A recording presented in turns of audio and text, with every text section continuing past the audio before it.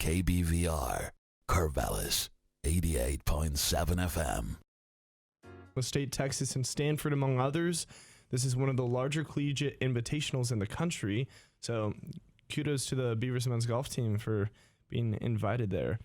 And the OSU women's golf team lost their head-to-head matchup against Oregon, 11.5 to 8.5 this past week at Eugene Country Club. Their first official tournament of the spring turnaround season begins February 24th in San Luis Obispo at the Bruin Wave Invitational. The gymnastics team of Oregon State sits at 7-2. They have been listed officially as red hot as they defeated Stanford last Sunday, registering season best in 3 events for the second week in a row, notching a season high score of 196.825. That is ridiculous. This Saturday, they host 4-3 rival ASU, and number 9 LSU comes into town from the SEC. Beavers are now 2-0 in the Pac-12, and they meet at 11:30 on Saturday in a doubleheader for a men's basketball game later that evening that Mitch will actually be covering with Claire on KBVR Corvallis. It'll be a heater. It will be. Absolutely. Really will. Great game. See if they can bounce back. We'll be talking about that more later. The wrestling team, though, 5-4 total, own 1 in the Pac-12. They head to California for a pair of conference duels, facing Cal State in the great city of Bakersfield and number 21 Stanford in Palo Alto. You can find those games live streamed on Pac-12 Network Friday at 7 p.m. for the Bakersfield matchup and Sunday in Palo Alto at 2 p.m. Women's basketball, moving into this, they are now ranked number 9 in the country, moving up a couple spots after back-to-back wins in altitude this past week in Colorado and Boulder this Thursday. And Saturday at Utah, bouncing back, beating Colorado 79-52 with an impressive second half. And Utah, after a slow start, holding on, winning 77-65. And after this road trip, they come back home for a couple of serious tests, which we will get into more. Bouncing back against Arizona State, hopefully, Friday night at 8 p.m. Then Sunday at noon against Arizona. Beavers previously Michaela Pivic hit the go-ahead game winner, beating Arizona 63-61, and they lost in Tempe to Arizona State 55-47.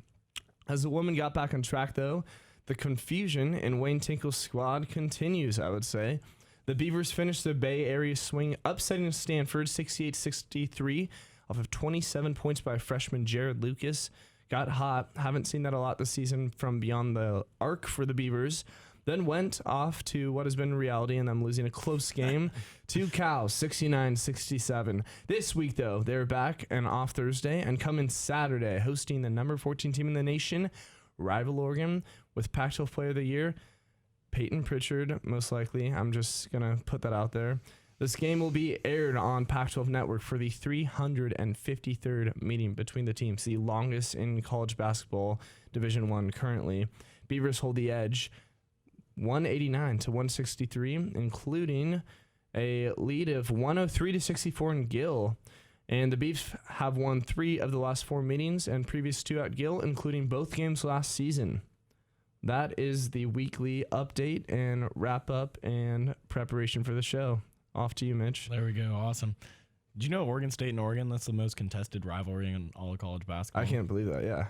353 games. I mean, incredible. A&W loves their hoops.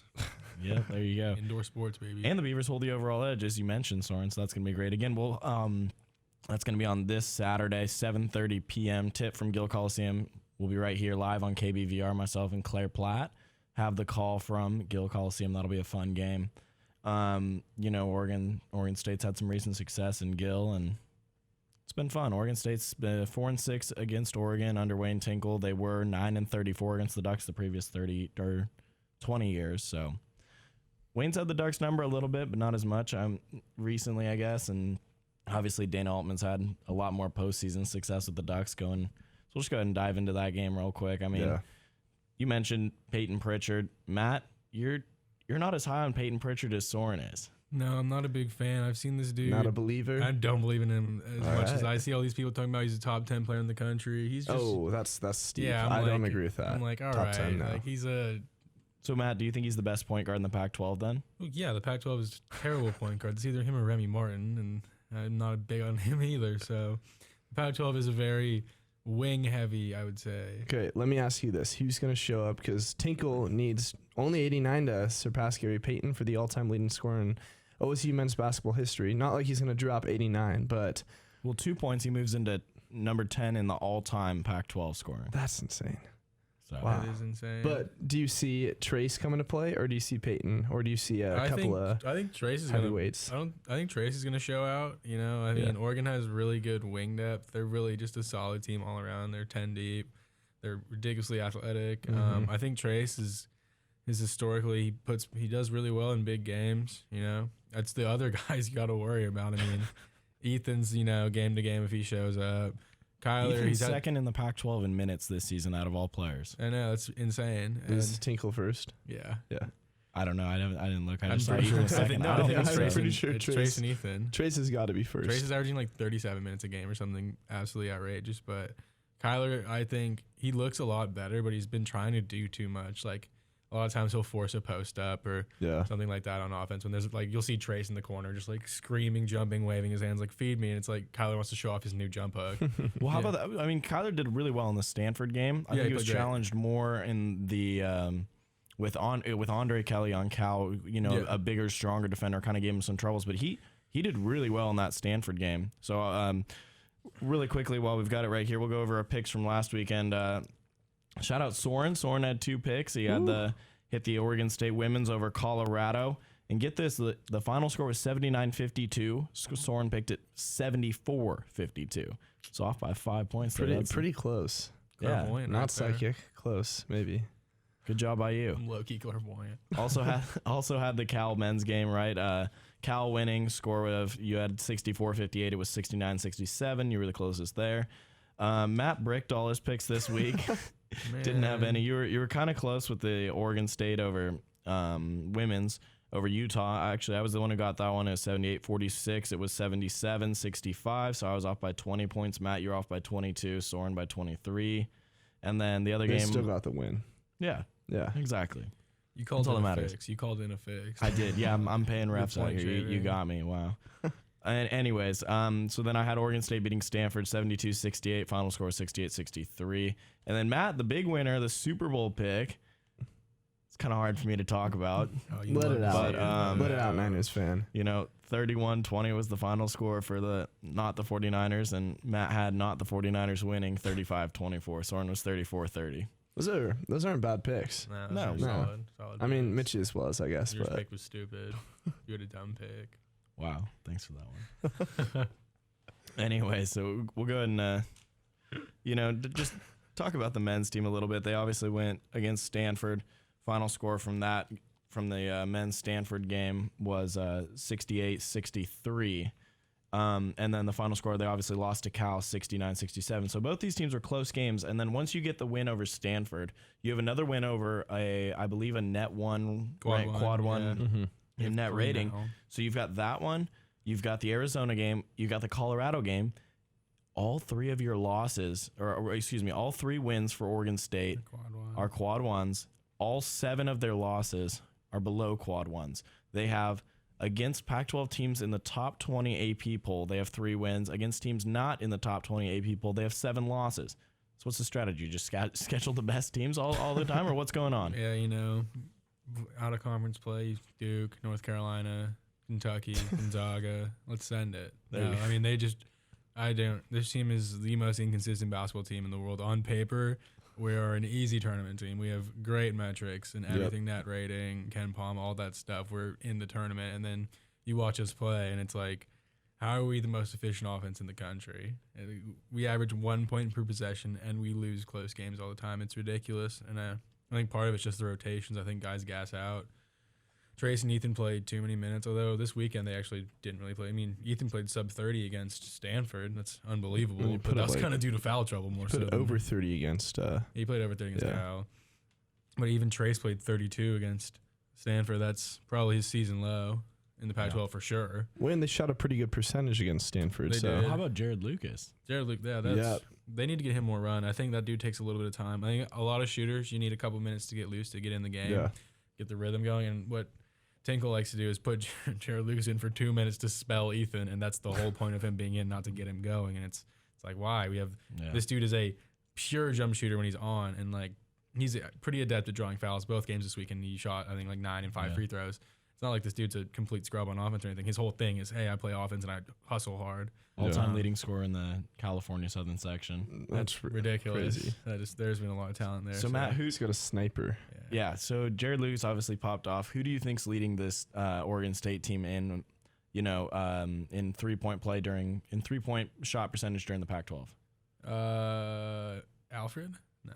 Zach Reichel. Zach Reichel, really? Alfred. 35.5%. He's that's the team best from behind the arc in Pac-12 play. Obviously, subpar compared to the rest of the conference. But Jared Lucas has averaged 14 points over the last 2 games. That's been the second best total on the team for that. If you combine Tinkle, Reichel, and Jared Lucas, they are combined 100 for 113 from the free throw line in Pac-12 play. That is solid. Absolutely outrageous. So you got Tinkle 54 of 61, so he's missed 7. Reichel is 27 of 31. He's missed 4, and then you got 2 misses for Lucas, who's 19 of 21. So yeah, you got 2 high 80s and a low 90% free throw shooter. It's insane. I mean, Tinkle's It's volume, pretty solid, especially for college basketball. Yeah. College game. If you're shooting 90%, you're doing some work. Tinkle's volume of drawing fouls is impressive. I mean, like the other 2 dudes, they've only shot 20, 30 free throws, but Tinkle shot so many. Like you watch 61. you watch every Beaver game in Pac-12 play. He's going to the stripe 3 times a game minimum, and he's probably should be going more. I mean, that dude gets hammered in the paint, doesn't get calls. He's been playing strong lately. Like I said, I think they need to. I don't know. I think Ethan might do better, honestly, coming off the bench a little bit and starting Draw Lucas.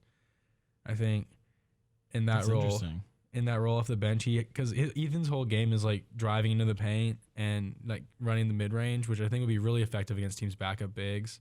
But that's never going to happen. It's never going to happen. It's just wish fulfillment. I think it would make our team so much better because if we could get Lucas to start, we have him spotting up, getting fed by Trace. It opens up the floor for Kyler to drive. So who's your point guard? You start Gianni Hunt? You start Trace at point. Okay, so Trace at point. Yeah, dude. So you got Trace bring the ball. So you got Trace. It's not a true point guard. He's just initiating the offense. So let's talk this through. You got Trace. You'd run Jared Lucas. Mm-hmm. You've obviously got Kyler at the 5, so you need 2 more guys to start. Keep Hollins in there. I'd keep Hollins in because he's for a defense. hustle player and defense rebounds. So now Trace was at the 4. You're running him at the 1. So Trace is the LeBron of the Pac-12 right now. I mean, right. So you would have Trace at the 4, but then would you start Reichel as well and let Trace bring the ball up and go small? Maybe Sean Miller Moore. Just change the offense and have Trace come in there. But I think if we went a little bigger, I think you got to have more than one ball handler on the floor to start a game, don't you? No. If you have the right offensive sets and the way Oregon State runs their offense with the Princeton, they should be able to run it up without a point guard. All the point guard does is initiate the offense and then cut. Yeah. But I know that'll never happen. It'd just be a cool scenario. But Ethan's got to get going. Watch Tinkle throw everything out. He's just tired of everything.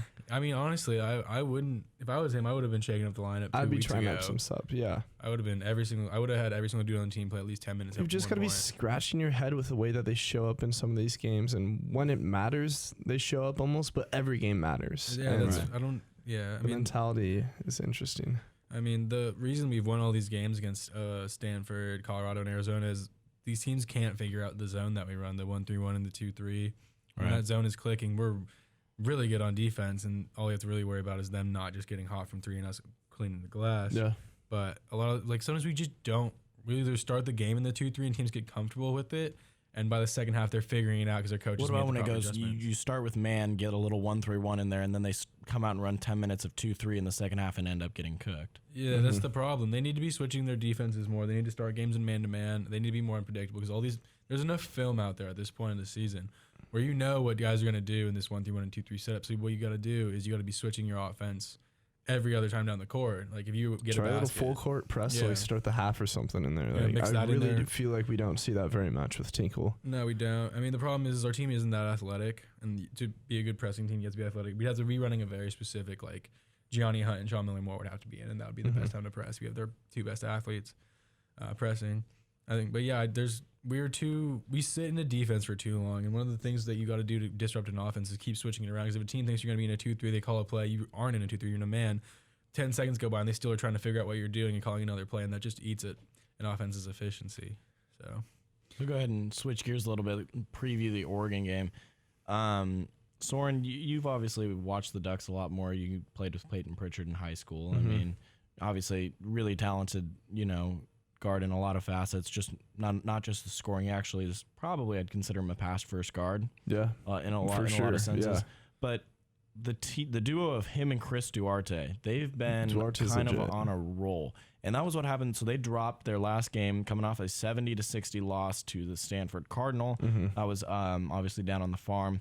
Pritchard had 16 points and Duarte had 14, so they were second and third. It was Will Richardson who led the way. He had 17, but Pritchard and Duarte a combined 5 of 19 from behind the arc and 10 of 42 from the floor. Yeah.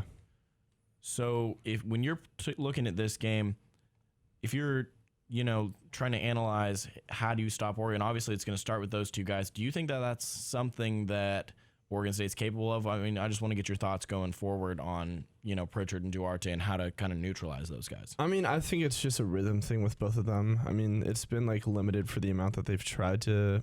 I mean, that they've played together in general. I really honestly like it when they start Mathis, which is rare. He's a very efficient three-point shooter. I think he was the most efficient in the nation last year, actually, for New Mexico. Actually, also a Westland alum. But I'm not. It's okay, whatever. But I really feel that I haven't watched a lot of the Stanford highlights, but Stanford just came in with a lot of energy. They pressured them early from what I was watching, and they just kind of got cold, and Oregon got in a slump, and it's just one of those games that things weren't dropping for them. They have in the past, and it was similar matchup of this was actually against North Carolina, but they came back and played well in the second half. And I mean, they've beaten 4 out of 6 top 25 teams that they've played this season. It's just, I've seen them in a lot of sluggish games, and I feel like it is whether, biggest point I feel like is whether the ball's falling in the hoop or not. Yeah, I mean, so when you got two guys going 10 of 42, yeah, shooting lower than 25%, and combined, well, you had Pritchard who played 39 minutes, and then you had Duarte who had 34 minutes. So two highest guys on the team. The other guy is Will Richardson. He went 6 of 8 from the floor. I mean, very efficient scorer, and he just kind of does a little bit of everything. He had 3 steals in that game. It was Duarte who had nine steals against Colorado. Yeah, that was. He just took that game over. That was insane. Yeah. He was just. I think he went for 30 as well. Yeah, he was just hitting ridiculous threes, dudes' hands in his face, and he's just like, "I'm wet right now. There's nothing you can do to stop me, boy." They've got a young team too. They're pretty young outside of Peyton. Yeah. Peyton does a good job. What I will give him credit for is he knows how to pace the game to what he wants. Like he'll always. He'll know when to slow it down. He knows when to call what plays. He is a coach on the floor. He knows when he needs to put Eddie UNESCO in the game and just that legendary hooper who I played with in AAU. Jesus, but regardless, I mean, for a lot of the Oregon guys, it's rhythm. And Matt, you mentioned it a little bit before, but going into this game, you kind of have to rotate your man, your 2-3, and your 1-3-1 to be successful against this team, don't you? Yeah, I mean Oregon. And what about the perimeter shooters as well? Oregon is more athletic. I think we have to come out in a man because Peyton Pritchard will slice us and dice us for open threes. They play very similar to the women's team where it's a drive and kick, kind of create your own offense thing. They don't really have a structure. It's more just like high pick and rolls, free flowing. It's good. Like playing in that system is a joy. It's the funnest thing to do. It's just 5 out, do work. And we're gonna have to come out in a man. If they're off shooting, we can probably get into a zone. But I think we're going to probably spend there's no point in trapping them either. They're way too athletic. They will dunk all over us. I feel like we show up, though. I mean, I think we're going to show up. I think we're going to play really hard. I think Gill's going to be packed. Yeah. I mean, Oregon's probably the best team we're going to play all year. And the fans here do love our men's team. I mean, Trace is honestly probably a top 5 player in program history at this point, indisputably. You really can't even argue that at this point with just the... Well, I mean, a lot of people have been debating, more impactful on the program, him or Gary Payton. Obviously, Gary Payton was the better player, but Trace was here for a longer period of time. Yeah, Dad's the coach. Yeah, that's a difficult comparison just based off who Gary is. The fact that Gary's played less and scored more while playing a point guard in a much more physical time of playing hoops. I mean, and also just his defense. And he was a true All-American. He held the Pac-12 record for assists before it was broken 2 weeks ago by Sabrina Ionescu for men's or women's. I mean, the dude was... I don't know if Hey, this is a Blair. conversation. Yeah. But no, so it was the Oregon versus USC, the double overtime game. Chris Duarte finished with 30 points and 8 steals. Pritchard threw in 24 and 2 steals as well. I mean, they had 14 steals as a team that game. So this is obviously not just offensively gifted. This team can play some defense too. And, you know, Dana Altman seems to find a way to win with this team. Obviously, they're probably going to get a 3, 4, 5 seed-ish in the tournament, depending on how they finish. But again, the thing about Oregon State is this season, with the wins over Arizona, Colorado, Stanford, they can beat any team in the Pac-12, but you also have seen that they can lose to any team. So it's one of those, it's a paradox where you're like, okay, so this team, which team are you going to get on a certain night, you know? And that's kind of the frustration with, I think, throughout a lot of college basketball is when you're looking why teams that are getting hot towards the NCAA tournament seem to get in more.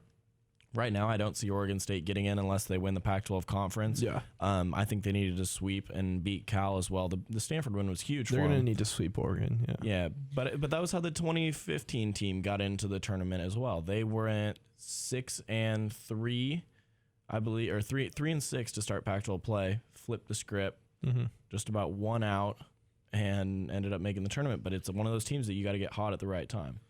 I Yeah. think that's a realistic option. But It could happen. I mean, we beat Colorado and Arizona. We beat Colorado. Oh, the quality wins are off the No, charts. I'm saying so. Like we're about to play them in a couple. Oh, of weeks. okay. You're looking forward. Yeah, Gotcha. like we have 5 games left in So you Pac-12 got play. home for Oregon. That's a quad 1. Yeah, You've got home Utah. That's probably, I think, quad 2 or 3. yeah. I think maybe 3 because they're top 50 net, but it might be because it's at home. Not quite sure how they do that. And then you've got Colorado, who's probably going to be quad 1. That's at home.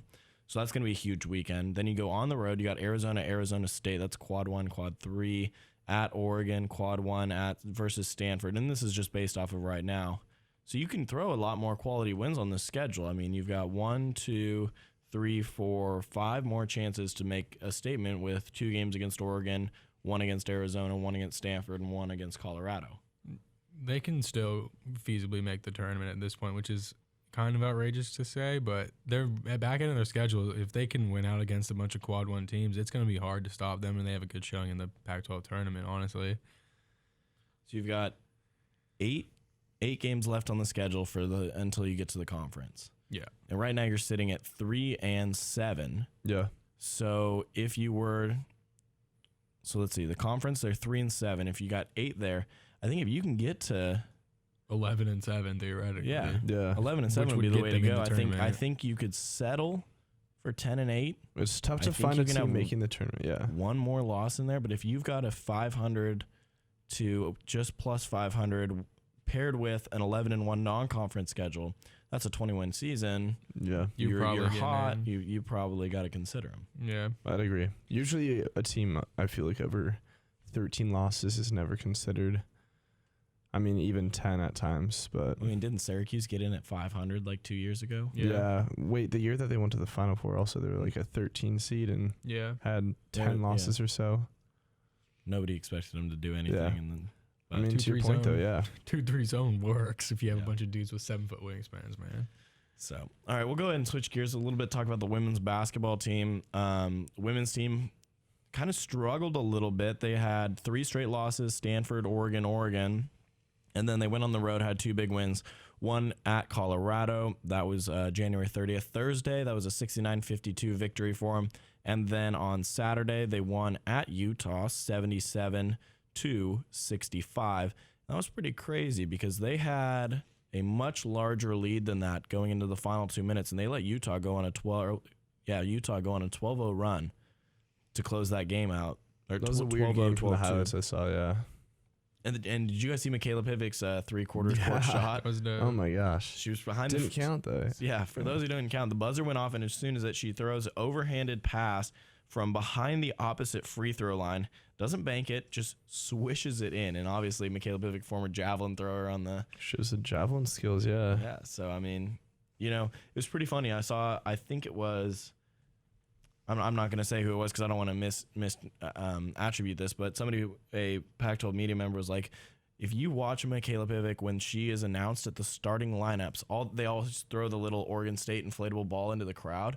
Everybody will get it, right above the student section of the First Raptors. And Michaela's throw is going to like the top of Gill Coliseum. It's like if you're in the second, third to last row, you might have a chance to catch Michaela Pivic's warm-up throw. It's an exciting part of the scene there. Yeah. Exactly. She is A lot of arm strength there. Yeah, she's an more arm athlete. strength than Josh Hader, Matt.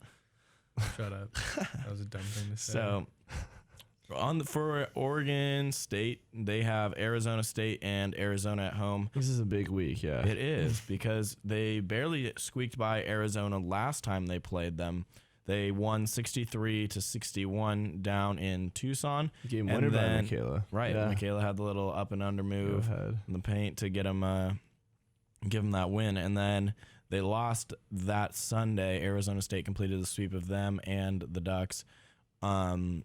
So that was their first conference loss. That started a little losing streak for them. They beat Cal, and then so they lost 4 out of their last 5 before this sweep. Mm-hmm. So this is a really important series for the women's team. I Yeah. mean, especially with they're looking at right now. I think I saw Charlie Cream had them about a 3 seed in the Pac-12 tournament, but regardless, I think or maybe it was a 2 seed in the Greensboro, so the 8th ranked team on the list. But regardless, it was leading the way for Arizona State.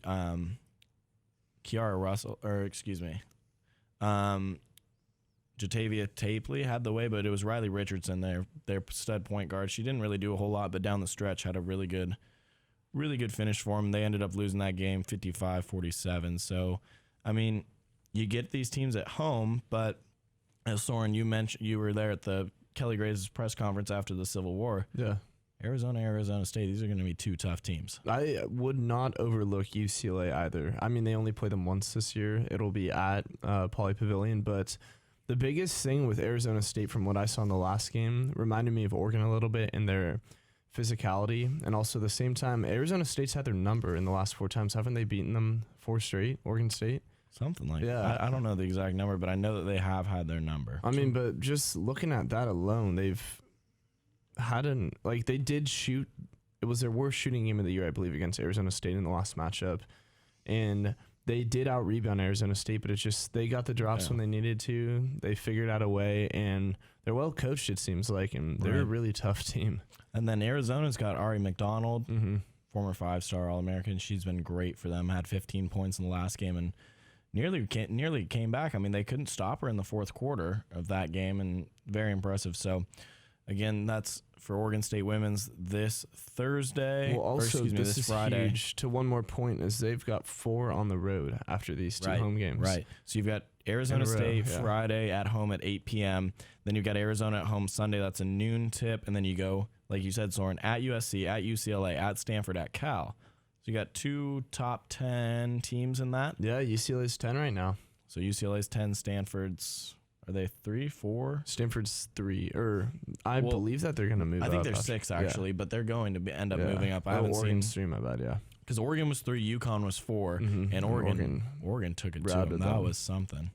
I mean, Makes me feel better about the Beavers, honestly. well, Yeah. and you got to think about it. If they played, because you got the Civil War games, both Yeah. of those were within. Each game was within 10. Each game was within 9 points, 10 points. So, or excuse me, 12 points because the loss on the road was 12. But regardless, UConn lost by what was it? 19? 16, yeah. 16? Okay. Just about there. Yeah. Like a at time home. difference. So, Oregon is Everything in their crazy. favor, just about.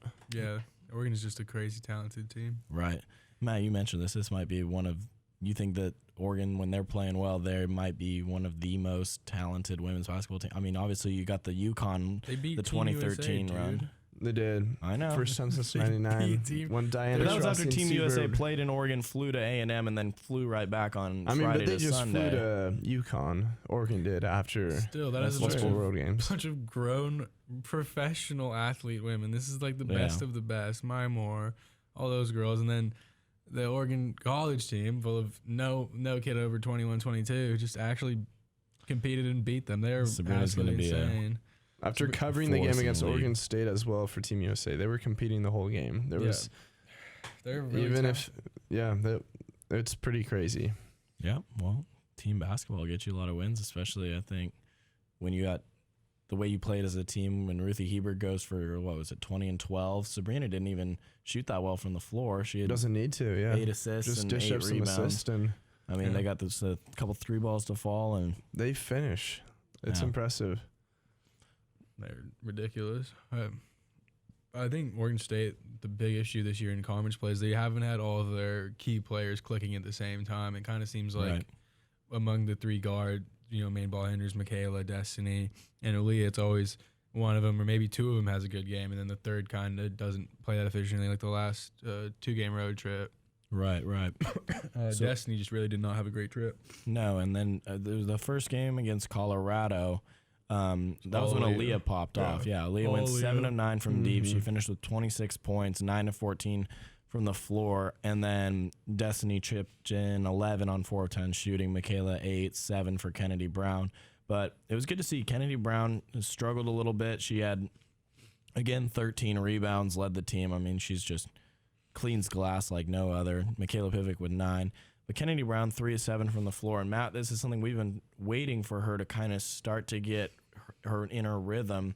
I mean, she's her strengths at the defensive end, but she can still put up some points and score. And you can't be a non-factor completely offensively, or else you're just going to get disrespected. Yeah, you got to be Tony Allen, otherwise you really have no chance. And I think You don't want to see her getting the Ben Simmons treatment. out No, there. you don't. She needs to be able to put the ball on the deck and create her score, like a triple threat. And I think this weekend, early in the Arizona State game, I think you got to get her a couple easy buckets just Right. for the confidence. If she doesn't make them, you might pull her, honestly, because you just need someone out there who can. Because She went 2 of 4 from the 2 floor. of 4, which is fine. Against Utah on Saturday. But So you want her taking, if she's playing like starting minutes like she has. I mean, she played 34. She like leads the team in minutes almost. You want her taking 8, 9 shots because she's getting some offensive rebounds that are just easy put-ins. Right. She's getting the ball down low on a drive and dump where it's just like off the glass done. You need her just shooting more just to keep the defense Yeah. honest. Well, teams are starting to cue in on Taylor Jones a little bit more as well because, she had a really good first half against Oregon down in Eugene. But on Saturday, Michaela Pivic had 20 points. She had 12 boards, 2 or 3 from deep. Kat got going. She had 5 for 5 from the free throw line, 3 of 6 from downtown. Again, Destiny struggled to get it going, 4 of 11, 1 of 5 from deep, but Aaliyah, 3 of 5 from downtown. She finished with 11 points. So anytime you can kind of get the scoring spread around, you had Taylor Jones had 8, Destiny 9, so you're 3 points away from 5 players in double figures. I mean, I have a feeling that this team's starting to gain some momentum, get some confidence back after, a really tough 3-game schedule. Yeah, at the right time of the season too. And I think that a big factor in this all, I like Kat Teeter starting and Aaliyah coming off the bench. Right. I like her kind of like reading the game, deciding what to do when standing in. But She's been coming off the bench for 2 years. I think she's got to be more comfortable with it. yeah, no, it's true. But it's just maybe getting in her rhythm, as you said. But at this point in the season, I feel like you kind of find your identity getting towards tournament time. And this is a team that expects to be deep in the tournament run. And it's really nice that they had that test at that time of the season so they can figure out these little nooks and crannies and figure it out when it comes out to it. But even Janessa had a solid game. She Yeah. was playing well against She got 6 minutes. yeah, but just spreading the court out, getting as many people, getting experience as much as possible. So as it develops and the team continues to, they'll be ready. Right. And one of the players I really like on this team, especially recently, is Jasmine Simmons. I like Jasmine Simmons. And she's very fast. Got a very quick first step. good finisher. Yep. Yeah. man. Good around the rim. She Yeah. can shoot as well. She's maybe not the best defender, but shows really high energy on defense. She's gonna obviously not just gonna slack off and let you go by her, but she's obviously not Michaela Pivic at the same time. Mm-hmm. Still kind of getting used to her role, but she had 15 minutes against Utah. She got 18 minutes against Colorado. She had 8 points against Colorado on 2 of 3 shooting. Got to the line, shot 5 free throws, and then against Utah, she had 6 points. Again, 3 of 5, just not the free throws. So you like to see her getting some shots up, Matt. I like to see her getting more minutes. I think she should be probably the 7th man on this team Yeah. with the way she just injects a lot of energy. I think a lot of our starters like to a lot of players on the team especially like to not really push the pace. I mean, we have a big starting lineup. Michaela and Destiny kind of like to push, and Aaliyah likes to slow it down a lot. But Jasmine comes in, she's really fast. Like if she gets the ball and someone's closing down on her, she's going by and she can create. And if she can really get it going and give it some good minutes, that would really be super helpful, just keeping players fresh for tournament time. Yeah. So you got her, and then you can also rotate in you kind of got your starting 5 set of Michaela, Destiny, Kat, then Taylor Jones, Kennedy Brown. You're missing obviously Taya Corsdale out for the season with a hamstring, but you got Aaliyah who's coming in as last year the first ever 6th Player of the Year award for the women's team. Mm-hmm. She was awarded that, and then now kind of back into that 6-man role. And then your 7th person off the bench more consistently has been Jasmine Simmons. And then you got Maddie Washington, Patricia Morris, and a little bit of Janessa Thrope you can mix in there as well. What do you think about this team just trying to use a smaller lineup more often, try to run the floor more? I know that they don't have the speed necessarily for all 5 positions, but I mean, we saw it late in the game at Eugene, which you guys were covering. You saw even Simmons was one of the people in a fast break that had a nice layup. I mean, it's an impressive finish, but just maybe trying out something new. Yeah. Well, I don't think Scott Ruick would trade Clint Capella for Robert Covington. No, that's I think Scott. I don't think he's that kind of much of a small ball guy. I think Scott wants to grind teams down with the He defense does, yeah. and just run really clean offensive sets and get great looks. He's not really into that because he knows his team compared Slow to the ball down, yeah. compared to a lot of teams. They're not that athletic. We have a head coach. smart team. Yeah. We have good shooting, and I think he knows that to use that to our advantage. We run plays, get players open off picks, and get back on defense and try to eliminate the fast break. Mm-hmm. I wouldn't be surprised if Patricia Morris got a lot of run against Arizona State if they're able to get into the lane because they're pretty athletic. And I mean, when we put her in against Oregon, who's a similar type profile team, she did really well, and she was like positive in the plus minus. I think she's probably the only girl on the team to do that. So it'll be interesting to see her usage because I think honestly she should be getting 10 to 15 a night with the way she affects the ball game. Yeah. She could go 0 points, 0 rebounds, whatever. She's going to contest 10 shots, and she's going to stop everyone from thinking about driving and grind the offense to a halt for the 10 minutes she's in. But here's the thing, and Scott's done a good job. I don't think he was at the best for him or where he's been at, throughout his career against Oregon. I think kind of through that 3-game stretch, kind of struggled a little bit with the rotations, just maybe a difference of opinion on it. But regardless, very, very smart. So he's got a very good feel for the game. He knows when he should go small. He knows when he should go big. Sometimes foul trouble dictates that a lot. But I also think he's got, and I wouldn't say it's weird, it's just different. He really likes to favor Kennedy Brown because of how many rebounds she gets. Even if she's ice cold offensively, Scott's going to keep her in and maybe let Taylor Jones get a breather, but run Kennedy at the 5 just because of her prowess on the defensive end. She's 6'6". So, I mean, listed as 6'6". She's probably like 6'5" or so. But, I mean, her ability to, just gobble down rebounds and then affect shots defensively is what's keeping her on the floor. Yeah. And I feel like I was listening to a little bit of the game afterwards for the Colorado matchup of the first of them. And they were asking Ruick about the air elevation and whatnot, and he said it's all mental, he believes. And he was saying that he could tell that Brown was seriously tired afterwards or whatever, and he said just after a couple of minutes and you get that in your lungs, you're just going to keep running with it. So I think he likes to push him to a level that's comfortable, but that they understand that they can take he physically. Challenges his team. He really does, and I really appreciate that. Scott Ruick, science is real. Your VO2 max does change when there's less oxygen present. Other than that, my old high school coach used to say the possession isn't over on defense until the rebound is gotten. And Scott knows this, and that's why Kennedy plays. If you make them miss 5 shots in a row and they keep getting offensive rebounds and they score, you lost that possession despite them missing 5 shots. But if you can just get the rebound, boom, you're back on offense, done, possession over. And that's what Kennedy does. She just inhales rebounds, and it's demoralizing if your team is missing shots and you just see someone mine, and then they get back into the flow, grind 30 seconds and get a quick bucket or get a bucket. It's just demoralizing to play against. You guys got any more points before we transition here?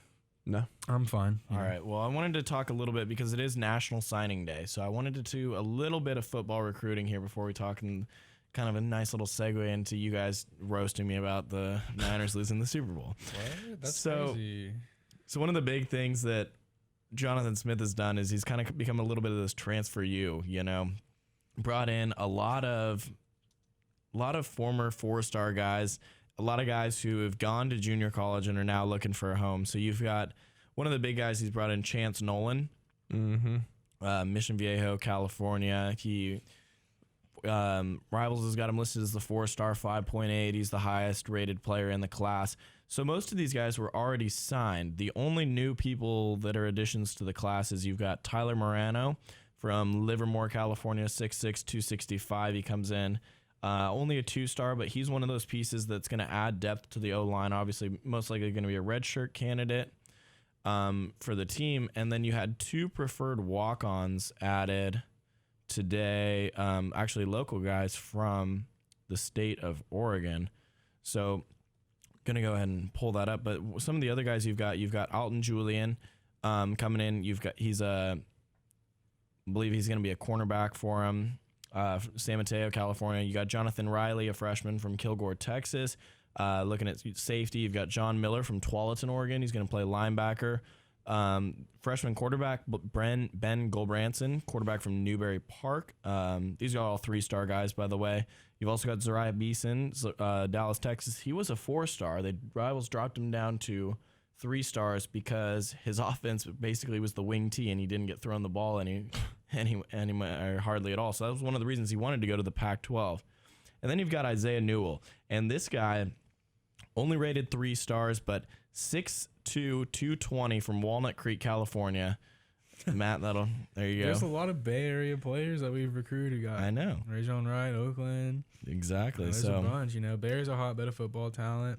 But Isaiah Newell's got that kind of the Steven Jackson build. And obviously that's a huge, huge reach. But if you've seen his tape, he runs guys over. Derrick Henry, 6'3". 6'3", 215. He's in high school. Once he puts some weight on them bones, oh boy, he's going to be 240 his senior year, junior year. He's going to be absolutely... And here's the beauty. Attractive school for running backs. Right. Yeah. So if you're a running back, you come into the system, you get to practice with the team, you take a redshirt year most likely, because right now they've got, in addition, you got Jamar Jefferson. You've also got B.J. Baylor, who was superb last year, but was 3rd string because he was just buried on the depth chart. Yeah. You've got a true freshman this year, Teron Madison. He's going to be getting in the mix. He's one of those guys. He's 6'1", but he runs like he's like 5'10", if that makes sense. He holds himself together. He runs with his shoulders over his hips, so he's really good at cutting. He's dynamic out of the backfield and pass catching as well. Should be, once he gets more practice and more reps, a pretty good pass blocker as well. Just continuing down the list, they've got Cooper Darling, their top offensive lineman in the class. He's from Gilbert, Arizona. 6'5", 300 coming out of high school. That's pretty good. That's big, yeah. See him right here. Your other local guy, you've got Jason Walling Jr., Junior Walling, linebacker. He's from Kaiser, Oregon. First of 2 tight ends in the class, they got Tommy Spencer from Roseville. He's 6'5", 240. Again, 3-star guy. Trevor Pope, who's cousins with Gary Payton II. So Gary Payton Sr. is his uncle. He's an athlete, but he's going to play wide receiver. He's from Tracy, California, 6'2".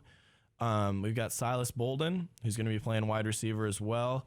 Younger brother of Victor Bolden Jr., former receiver and kick returner for Oregon State. Brother Silas is listed at 5'10", 170, but he's got wheels. He is fast. Might be faster than his brother. So, and then you got your second tight end of the class, Jake Overman from Anaheim, California, 6'4", 235. He went to Servite High School down there. And then this is a kid that I really like. Hasn't gone under the radar. Didn't have he had a pretty big recruitment, but he was really quiet. Not one of those guys who's super extra with over the top on social media promoting themselves. Pretty quiet guy. I like Talisi Fuega, offensive lineman from Tacoma, Washington. 6'6", 330, coming out of high school. So some of these guys have a frame. You hear size sometimes, and sometimes it's overlooked just because sometimes they're recruited at this, but this guy looks like a baller, honestly. Yeah. And then picture's intimidating. Right. And then the last of your 3-star guys, you got Sion Lolohea, defensive end from San Bernardino, 6'3", 230. Probably be a stand-up defensive end, outside linebacker, edge rusher. And then supposed to be the lockdown corner of the class, Rajon Wright, defensive back from Oakland, California, Laney CC, 6'3", 175. Brother plays on the team already, Nashawn Wright. So you'll have the And I've seen this a little bit. The Wright brothers, the no-fly zone. After you got the Wright brothers, the first to fly, so pretty funny. And then you've got Tavis Shippen from junior college. He's from San Jacinto, California. He'll be a stand-up DN, edge rusher, 6'6", 250, 2-star guy alongside Shane Cady. Linebacker, he's a 2-star guy, but he hits like he doesn't, hits like he doesn't care. He's one of those guys. He's going to be a force up the middle. Just get him a couple reps. Just got to get a little bit bigger. 6'3", 210 from Mililani in Hawaii. And then Ronald Harge III, a safety defensive back from San Francisco, 6'2", 190. So Blue Adams in the secondary, that's kind of been one of the parts that struggled for the Beavers, has been their, kind of lack of coverage. And the past couple years before this last year, that was kind of hidden by the fact that the entire defense was abysmal. So teams could just gash them with the run. They didn't have to throw. So it kind of hid how bad the secondary was. And then once you started getting, Elu Aiden, getting him more work, mixing Jordan Whitley again, and Hamilcar Rashed having his stud of an outside linebacker season. I mean, second in the nation in sack, first in tackles for loss. Then the team started realizing, okay, we got to throw a little bit. Started exposing the secondary. Got one really good corner in Isaiah Dunn. Kept mixing up who would start against him. JoJo Forrest, true freshman, was getting some reps. Nashawn Wright was getting some reps. True freshman Akili Arnold was mixing in at safety alongside David Morris and Jalen Moore, who struggled to get healthy. But now you add Alton Julian, you add Jonathan Riley, you add obviously Rajon Wright, and then Ronald Harge.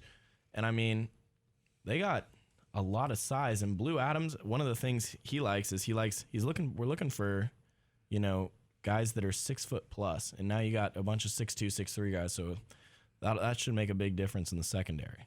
You know who I like out of this? There's some obvious contenders for probably being the best overall player, but Right. Trey Lowe, I remember him from Jesuit playing us. Just watched the games, wasn't totally in it, but I have a friend who plays at Washington now, Eli Molden, actually, and he said he was one of the tougher guys he ever had to guard in high school. And older brother, obviously, Keenan Lowe, but I remember him just having serious speed after catches and tremendous hands, but really don't know what happened to Matt Washington. I mean, do you have anything to say about that? Or he was injured last year, and I think struggled to kind of find a place to bounce back from it. I think a little bit combined with that and wanting to be closer to home. But he's going to transfer. Also, former Florida State guy, Treshawn Harrison, is going to come in. You've also got a grad transfer from Portland State, Corbin Sorensen. Yeah, curious about him. He's pretty big. I've seen him around on campus a couple times and stood next to him. He's built. Charles Moore, obviously. Yep, Charles Moore from Auburn. Fourth best, highest rated recruit in program history. Oh, that's crazy. Out of high school, he has the fourth highest rating. That's insane. So he was the second rated guy in that class to their quarterback. I can't even think. Bo Nix. To Bo Nix. So you had Bo Nix, and then their second guy in that class was Charles Moore. And then I think it was a little bit of an academics thing. Went to the junior college there. I think he looks like he's going to be tough to guard. I'm going to watch some of these highlights, but geez. Wouldn't be surprised if he starts as a freshman. No, seriously. Yeah, he could definitely get some time. But now think about it. You've got those guys. You're mixing them in with. You're getting Jeremy Reichner, who's getting another year. He's going to play defensive end healthy. You're still got Omar Spates at middle linebacker. You've still got Avery Roberts to play there. Who I really like coming in this year. Yeah, Avery Roberts is a stud. So, the defense, although below average, they're not terrible. No, if Charles Moore can come and make an impact, him and Ham on the edge in the Pac-12, that is going to be lethal. And if you can get Jordan Whitley in shape, so he's not just playing short 3-4 play bursts. Yeah, it's gonna come down to our football team's gonna come down to can we pass the ball this year? Yeah, and we're gonna be able to run. I don't doubt that. Yeah, no Tomorrow's doubt. going to. That dude's gonna put up 1,500 yards. We might even have a bit of an option quarterback more so than honestly. We might have. We could be running some Army, wing T stuff. Well, that'd be kind of fun. The Pac-12. So the Pac-12. We don't throw. The West Coast offense is dead. This isn't Navy. This is Oregon State. This is not chop blocks. There we go. So one of the things Lindgren really likes having a mobile quarterback, run and gun. He likes to run the rollouts, a lot of the read option stuff. So now you've got Jebbia, who's kind of mobile, and then you're bringing in, obviously, you mentioned Chance Nolan, who's probably going to be the top guy to compete for that job. The only problem, or I guess rather I should say the major advantage for Jebbia is he knows the playbook. He transferred in from Nebraska. He was running the scout team. He studied the playbook. And then last year, as the backup to Jake, he was obviously practicing, taking a lot of first-team reps in that system. So he knows the system. He's already got the experience. He's got the, just understanding receivers, who's coming back. So I think it's going to be a little bit of an advantage. All right. Last thoughts on the Super Bowl.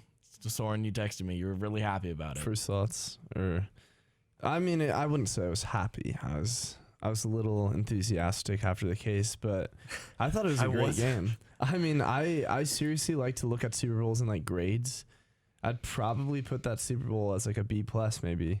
Like that was a really good game. It was a lot of fun. Yeah. Of course, as a fan, like the Seahawks game, for example, on the when what's his name intercepted Russell Wilson's pass. I'm just saying that was probably an A game for me, even though I was Malcolm Butler. Yeah, Malcolm Butler. Even if I was in tears after that game. Just an example. It was a great game. I was seriously confused with some of the coaching towards the fourth quarter, but all props goes to Andy Reid. Congratulations, well deserved. Yeah. Pat Mahomes going to be one of the best to ever do it. Kermit, boy. Kermit is that was a fun game. I don't know about you two. I had fun watching it. It's the Super Bowl. It's always a good time. Good commercials. I thought the commercials were pretty good, but Shanahan once again abandoned the run for no reason, dude. Averaging 7 a pop. Oh, let's get Jimmy G out here throwing the ball. If you get the first down there on, what was it, 3rd and 7, you get that first down, you win I've the game. heard so many Niners fans say if or but, this bro. ref, if this. We'll be back. I don't blame the refs. Okay. There were some calls that could have gone other ways, but at the end of the day, it's not. You don't have to beat the refs. You have to beat yourself, and you have to beat obviously the Chiefs. So wise words. Shout out to Kansas City. They did a good job. Thought that was a good game. Yeah, it was disappointing. I'm still depressed about it. Yeah. But there's always next year. We'll be back. We've got a lot of people to re-sign. Heard the Niners are going to draft Justin Herbert. Might move up in the draft and pick him. You cannot keep a straight face and say that. Oh, my goodness. All right. Well, Matt, you get Joseph Burrow, first overall pick for your Bengals. Or Joe Burrow? Joe Burrow. More successful NFL career. Oh, what do you think? Joe Burrow. Tua's going to get hurt again. Once you mess up your hip, that leads to your entire body. I'm with you on Joe Burrows, but I've had some people saying otherwise. And same with a lot of analysts, and I'm curious. Hip injuries are the worst, other than Achilles tear. Messing up your hip. The Dak Prescott hip. Yeah, it can mess with your back. Can mess with the muscles in your legs. Can mess with the bones in your legs. It is really bad. I need a doctor in here just to. Jacob Eason. Who? Eason, UW. The cannon arm. Oh, that guy. Yeah, he transferred from Georgia. He kind of reminds. He could be good. It just depends on the system. I think he needs to go to Tampa Bay. Yeah, the Jameis. He's gonna throw as many picks as Jameis already has. He's got his bigger of an arm than Jameis. No touch, not a whole lot of touch on the football. Doesn't make the best reads all the time. So those are all of his knocks on the draft. The same qualities as Jameis Winston. You're putting in Jacob Eason. Yeah, he's a white Jameis. Yeah. Why not? Anyways, so that'll be fun. We got it's the next step for the NFL. That's the draft. I want Grant Delpit to fall to the Niners at 31. I don't think it's gonna happen. Yeah, 31. I don't think that's gonna happen, but. Wouldn't be upset with somebody like Laviska Shenault either from Colorado. Keep it in the Pac-12 a little bit so we don't get too off topic. But regardless, all right, we're going to go ahead and wrap it up here for Soren Carr and Matt Volman. My name is Mitchell Manji. Thank you for listening to the Beaver Sports Radio Show. We will be back next Wednesday, 5 p.m., same time, same place. Keep it locked to KBVR, Corvallis.